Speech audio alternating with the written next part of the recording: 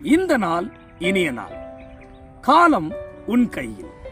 நிறைய பேர் சொல்லுவாங்க, என்னால காலத்தை ஜெயிக்க முடியல. உண்மைதான். ஏன்னா நேற்றைய தினத்தை நம்மால திரும்ப கொண்டு வர முடியாது. ஆனால் ஒன்று நிச்சயம், கடவுள் நமக்கு கொடுத்திருக்கிற ஒரு மிகப்பெரிய வரப்பிரசாதனை தெரியுமா? முடிந்து போன கடந்த கால நினைவுகளை நினைத்து பார்க்க முடியும். நிகழ்காலத்தில் அனுபவித்து உணர முடியும். ஆனா நாம நினைச்சா வருங்காலத்தை நம்ம விருப்பப்படி உருவாக்கிக்க முடியும்.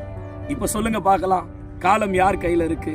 கடவுள் கொடுத்த ஒரு மிகப்பெரிய பொக்கிஷம் தான் இந்த காலம். இன்னைக்கு நிறைய பேர் காலத்தை வீணடித்து விட்டு கடவுள் மேல பழி போட்டுக்கிட்டு இருக்கிறாங்க. என் காலத்தை அவர் சரியாக தீர்மானிக்கவில்லை என்று சொல்லி. ஆனால் இன்றைக்கு ஒரு நல்ல முடிவெடுங்க. கடந்த காலத்தையே நினைச்சு அழாம நிகழ்காலத்தை அனுபவிச்சு உணர்ந்து வருங்காலத்தை விருப்பப்படி செதுக்கிக் கொள்வோம்.